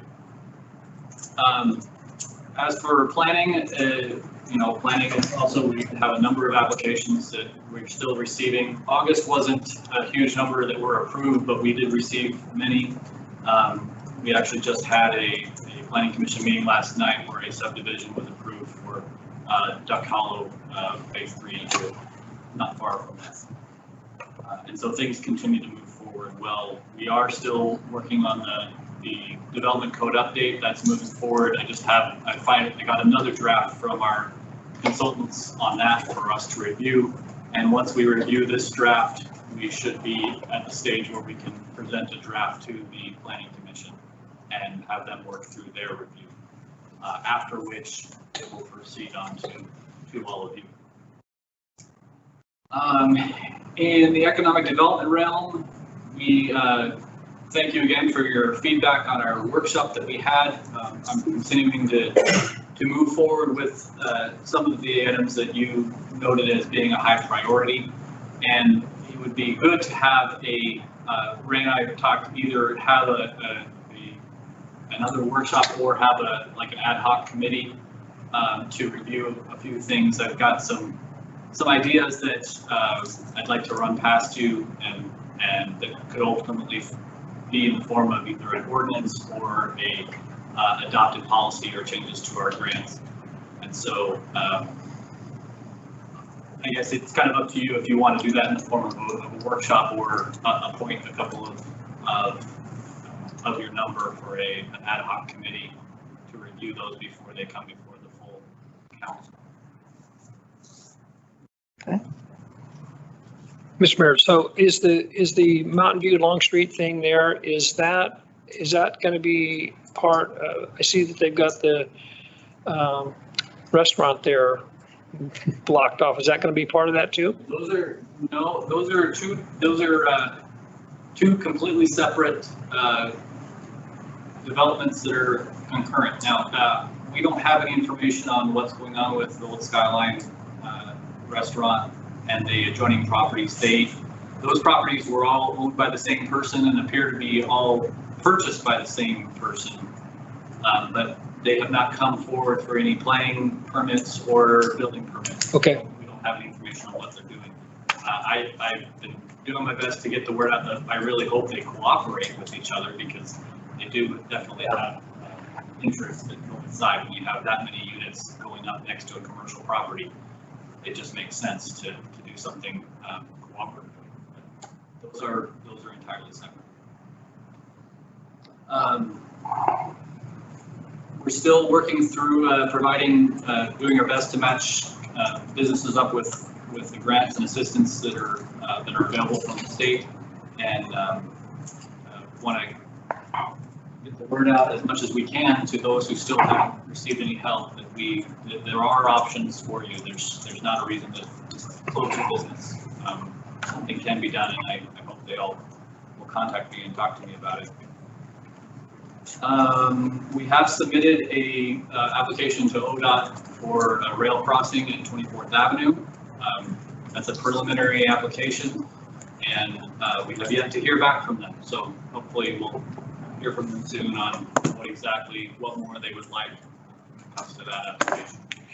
Oh my gosh. Things take time, as we've talked about already. We do have a new code enforcement officer, in case you were not aware. Tommy Mull, our previous code enforcement officer, left employment with the city, and we have hired Ethan Rowe as his replacement. So far, so good. Everything seems to be running just fine. Ethan's hit the ground running. He was a police officer with our police department, and that background, I think, is proving useful, and he's basically integrating really wonderfully into our department. So he is tackling some difficult issues, and we're glad to see him on the job. So there may be a little bit of a hiccup in some of the numbers when it comes to code enforcement, but so far he surprised me. I haven't seen much of a drop off. We've already talked a little bit about parks, and so just to reiterate, Harvest Festival is coming up, and we really would love to see each and every one of you involved there. And we especially have a critical need for volunteers, and so we would very much appreciate everyone in this room coming to help us out, and all those who are listening. And that, in a nutshell, that's kind of where we are with my department. I'd be happy to take any questions. Any questions, Councilor? I'm impressed with the amount of building going on, especially with the price of building materials going through the roof right now. So it's pretty good to see, actually. Public Works Director. Mr. Mayor, I had one question. Councilor Coble. Hey, out of all the code enforcement stuff that's going on, how many of those actually get, all the way through court? So we don't have things go to court very often. If you look at there's a table in the report that shows citations and the number of citations. We usually don't have very many citations in a month, maybe one, and a lot of times none. The goal of code enforcement is compliance, and so if it gets to a citation, usually that means we're not getting compliance anytime soon, and somebody has to be forced into that compliance. So I wouldn't say that we get people through the court system very often or very quickly, but for example, in August, we had no citations, and we didn't have any in July either. And we've had basically one citation the whole year. We are increasing that with certain properties, especially when you have a property that is a historically a frequent offender. Those are areas where we feel that additional warnings are not helping, and so we're moving forward to cite those more often. Okay, thank you. Any other questions? Okay, Public Works Director.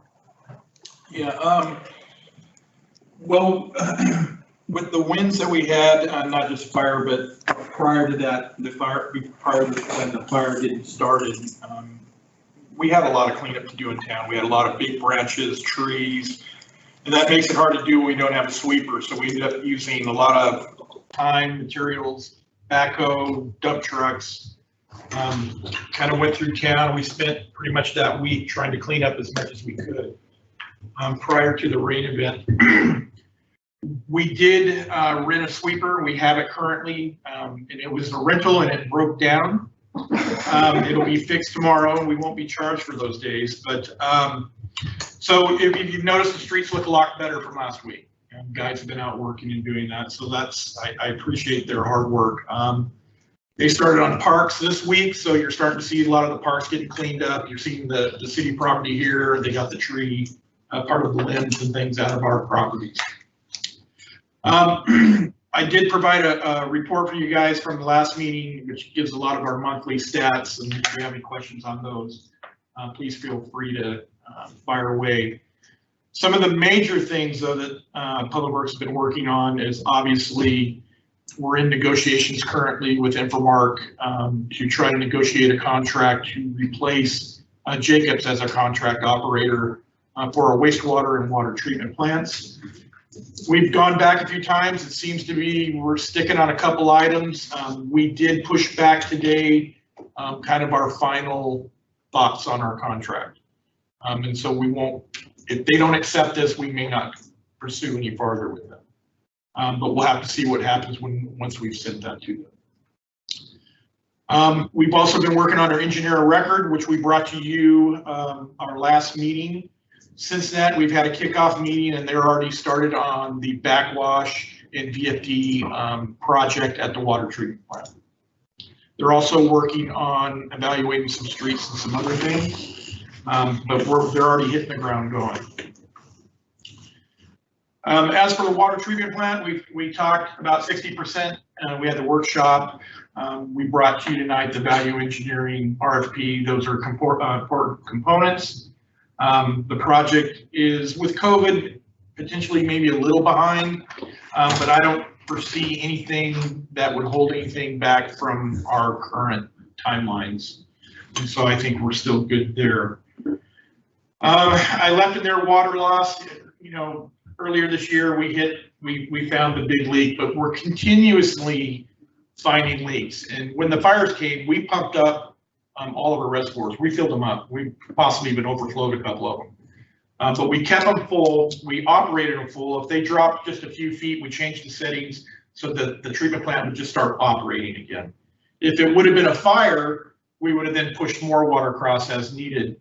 But when we do that, we get to a 2-pump running condition on occasion, and with that comes more leaks. So we'll probably be identifying more leaks if that occurs. Still have permits with ODOT that's being reviewed and waiting on the final for the locations for the street radar signs. As soon as I get something, we'll come back to you. Sankey Park, we kind of already hit that tonight. So if you guys have any questions, again, we'll be pushing up against the Harvest Festival, but as of everything that I found out, this should be ready to go next week. 29th Avenue, if you've noticed, the chip seal was completed. I think it turned out good. A lot of complaints when we first started putting down all the gravel. But if you can see now, once we've had that first coating on top, it's actually adhered very well. SDCs has been a big topic over the last few months, which we'll be getting into coming back with some of the methodology and the document. We'll be having the hearing and then the 90-day period for review. I already talked about our new engineer record working at the water treatment plant, and our public works staff is finishing up currently a project from last year, and that's finishing installing all the final equipment to upgrade the disinfection system at the water treatment plant, going from a generation site to then a bulk delivery system. We have all the components, and staff has begun to run the actual carrier water line that has to go all the way around that building. And that's it. If you have any questions. Any questions? Please, yes, sir. Can you send a crew down by my house? Because I had a tree fall across the road and I just took the tractor and went right yeah, against the bank. Let's talk after this and get your address and we'll send somebody with it. Any other questions? Okay. Thank you, Ray. Finance Director. We are nearing the end of the first quarter of fiscal year 2021. It does end on the 30th of September. Finance has spent a lot of time over the last really 3 to 6 months focused on making sure that the city's getting full reimbursements for everything that's going on right now. We've gotten one check from the state for some of our COVID response. So some of the equipment in this room that was necessary in order to meet public meeting requirements put out by the governor's office once COVID started kind of accelerating, I guess. A lot of the personal protection equipment that we purchased for the city, some specialized equipment for the police department. So we've been constantly pushing reimbursements and getting funds back for kind of disaster responses that the city has suddenly faced. A lot of credit to my staff. We've been through a lot in the last 3 to 6 months. They've pushed hard. They have worked diligently with customers who are not in a position currently to handle utility bills at this time. I do want to remind folks that our standard policy is coming back. We did delay shut-offs in the month of September because of the fires. We didn't think that we should be shutting off water at a time when there was potentially flames knocking on our door. So while we did kind of delay that for the month of September, we are planning on returning to the policies that we presented to the council, I think during their August meeting, where turnoffs come back into effect. So we'll keep you posted on kind of what that looks like. Again, for customers that are out there that need some additional help, contact us. We'll work with you. We're willing to set up payment plans. We understand that things are not normal right now. So we're happy to do what we can to aid as well. I do want to point you to my report and the graphs in there.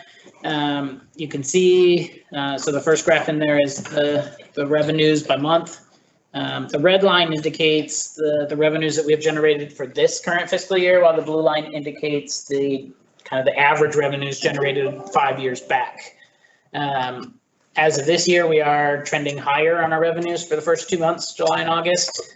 Given that we're in the middle of September, I don't have anything for September yet, so you'll see that at the end of October. But it is good news that we are still continuing to see additional revenues come in. I also did see recently a check from the state of Oregon and from ODOT, specifically related to our gas taxes. We're starting to see that revenue trickle back in, and we got a check higher than we anticipated. So we're glad to see that there's some sense of normalcy kind of returning to operations, not just here in the city, but across the state as well. The second graph is the expenses by month. If you'll remember, we are currently in the middle of a spending freeze in order to get us to November. So we really get a feel for what is COVID going to do as far as the collection of property taxes specifically. A very large portion of our city revenues, nearly 96% of our revenue, is generated by property taxes alone. So with that being said, expenses are down for the first 2 months of the year.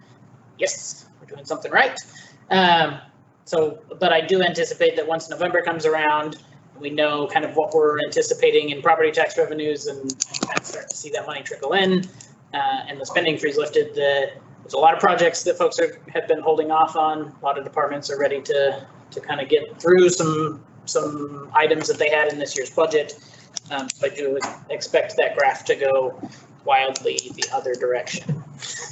So I guess prepare yourselves for that.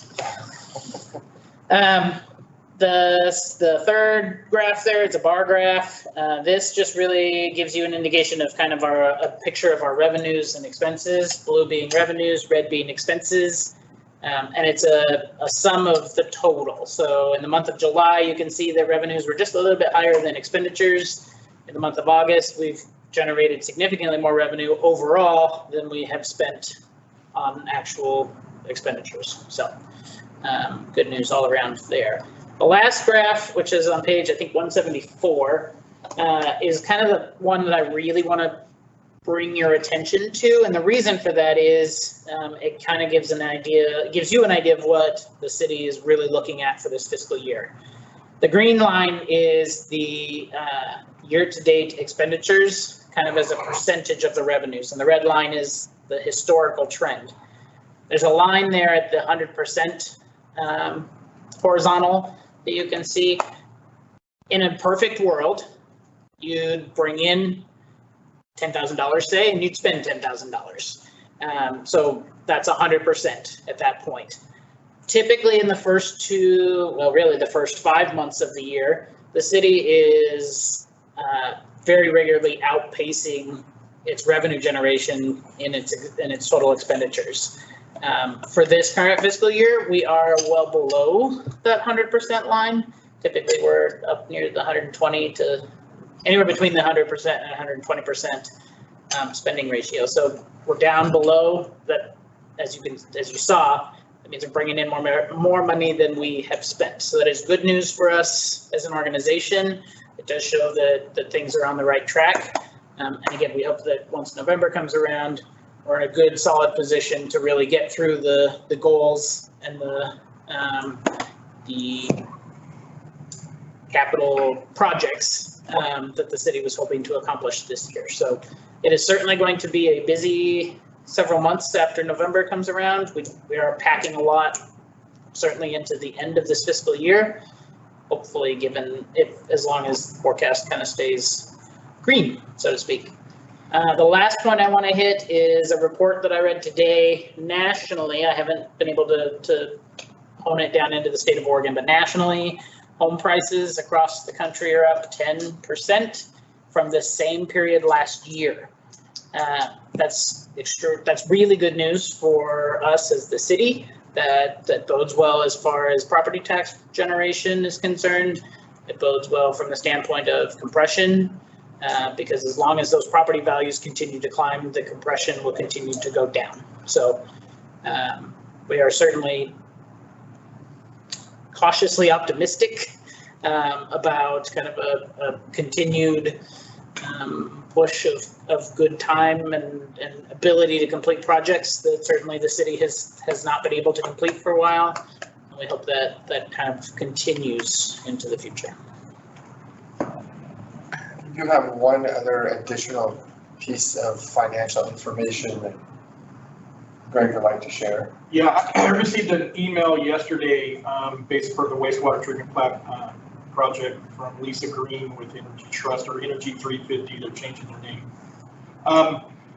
They've been looking at our design and working with our engineering firm, Murray Smith, looking over the whole plan and where the incentives are. And basically, right now, the project, we got that email that we hit the incentive maximum for the project. Currently, we're at $499,999 refunded after construction, and after they do verify that we install what we said we're going to install, then that check would be then cut back to the city. That helps with that little higher price tag. The last thing I want to present is I don't get to talk about my court staff very often. Over the last, really kind of the last year, they've been putting together this community court that you've heard a lot about. As Manager Towery mentioned, that first community court is tomorrow. There are a significant number of stakeholders involved in this from all across the county. We're extremely pleased with the interest in this program, and we really hope that it's going to bring kind of a better opportunity and some success in kind of managing some of our ongoing court cases. It's another tool in the toolbox, and we hope it's effective. My court staff deserves a lot of credit, specifically our court administrator, Carol Moffitt. She has put in countless hours and research and time into this project. It is really it's her project, really. Jeff and I are merely figureheads in that regard, but they've done an excellent job getting this ready, and really we wish them the best of luck tomorrow with the program and hope that it's successful. Mr. Rowe, what time is it? It starts at noon tomorrow, so they'll have their standard court docket in the morning. They'll break around 11:30, 11:45 and let everybody get set up. And the first cases will start to trickle in at noon. Any questions? Sorry, Jeff, I scooped it. Any questions? Okay. Police chief. Well, first of all, I don't know, you might have just missed it, but I think there was another backseat that just occurred. Donuts next time. They're vicious. My report starts on page 175, and so it's a typical report that will have our stats and whatnot associated with it. But one thing I wanted to point out, again, it's on the whole emergency management, the fire aspect. A tremendous amount of work went into that week, I'll say. But what I want to point out is our dispatch center. I'm going to have to just move this a little bit. Our dispatch center received an amazing amount of calls over, it was less than a three-day period of time. 1,000 phone calls came in to our dispatch center from our community members looking for answers, looking for directions. And I think we lose sight of that sometimes, the value that having our own dispatch center can play, especially in times of crisis and emergency situations. There were so many calls coming in at certain periods that we had to bring others in on just an instantaneous basis just to handle them. And so I wanted to point out, it wasn't just our community members. We kind of inherit the surrounding areas of our town as well. And we lose sight of that too. So it's not just those in the city limits calling us. And when we receive calls from those, whether it's Crawfordsville Drive, whether it's Pleasant Valley, we don't hang up and say, we'll call the Sheriff's Department. They're still providing that service. And so they did an amazing job, and it was just a tremendous service that we were able to provide. It's also led us to rethink on how we can provide even better service in the future. We're going to be moving to a new phone system here shortly. And with that, over at our department, we'll be able to basically designate, so Brandon tells me, designate a line that we can have. We can dispatchers will be able to transfer to basically an information line where we could have a single person or two just dedicated to answering that, to even provide some better service. But they did an amazing job. Compared, they almost handled 1,000 phone calls. Our busiest jamboree, which is about the same time, was 325 phone calls. And when we have jamborees, we usually have 2 dispatchers on at a time. And so they just did an incredible job, and it was a huge asset to our community and the surrounding community to have them. When somebody needs answers, they call, and they typically call the police department. So did an amazing job. I can't express that enough to them. I was going to mention court's already been taken care of, but is there any questions? Well, go ahead. Go ahead. Go ahead. So I have a couple questions, Jeff. So in your report, you talked about the mental health calls. And is there any service other than the Lynn County Health Crisis? I mean, is there any other, since you're not being able to access them at this point or getting your support from them, is there any place else where you can get support? Not for the crisis intervention aspect. Now, there are other mental health services providers within our area. There's, and Brandy might be able to help me with the name. They're right down on Main Street, and they're involved in community court as well. Okay. I'm drawing a complete blank on their name. Anyway, but there are some other providers, but there's no other crisis liaisons. And these calls we're talking about are really trying to actively engage somebody, going out in the field to actively engage somebody in the services that they may need. So right now, with COVID and fire, our communication has been put off, or our meeting that's been scheduled has been pushed off. And so Lynn County Mental Health, I believe they do have a plan on providing more crisis liaison response to East Lynn County and Sweet Home. It's just, I don't know if you've noticed, 2020, something happens all the time. And everything just gets pushed off a little further. So I'll actually have a meeting tomorrow with the sheriff, and we'll kind of, and the Lebanon police chief, and we'll talk to him about that as well. Okay, and my second question is the uptick in vehicle thefts, motor vehicle thefts. Yes. That's pretty amazing that much difference. Unfortunately, it is. And so that's, other agencies have experienced it as well. I mean, we've been through Albany and Salem. Each have been recovering some of our vehicles. We've been recovering some of their vehicles. So many of these vehicles are being used to transport, back and forth to Albany. We've recovered a number of Albany's. They recovered ours. Lynn County's recovered a number of ours. And so it is, it's, I think it's beyond just countywide at this point in time. Okay, thank you. Mr. Mayor, go ahead. Go ahead. Mr. Mayor, I'd like to tell you, Jeff, I think I was really pleased with the guys you got together, and I understand carrying Behringer around on your back.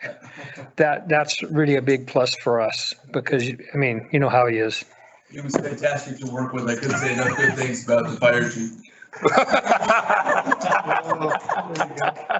Nice cover. With the speed signs, what's kind of the status on that? I mean, like that, Highway 20 is becoming a racetrack more and more. I was kind of curious. We'll reach out and see if I can get an answer on where that's at, some status we can report back to you. Yeah, so I think we need to do something soon with that, because seems like it's getting a little out of hand, and some of the people with their little speed downtown. So I'd like to see something if we could. We have the devices, they're sitting in my shop. Yeah. I got the batteries, I got the devices, I just need approval to put them up. I'll provide some info next month on some of the enforcement efforts that some of the officers have been doing. Okay, and I also want to point out, you know, you talk about donuts. I'm going to shout out to our police chief. I got to watch him firsthand. Donuts is not a problem with some of these officers because they were able to keep up with an individual who was running from them and didn't want the free ride in the police car. And our police chief was clearing fences pretty good, and I'm impressed. Any video of that? No. The guy must have been. No, there is not. That has been confiscated as evidence. No. Oh, shoot. The donut too? Anyway, thank you, Jeff. You guys. Yeah, thanks a lot. Appreciate your efforts. Good job. I'll talk to Van Neck and get that video. Yeah. Yeah. Somebody had to. Jason's getting. Yeah. Anything from city attorney? You have anything? Okay. Council business good order, Comcast programming changes. Nothing? We get a letter from them about once a month now. Nothing to report then? Okay. If there's nothing else, we will go ahead and adjourn at 8:05.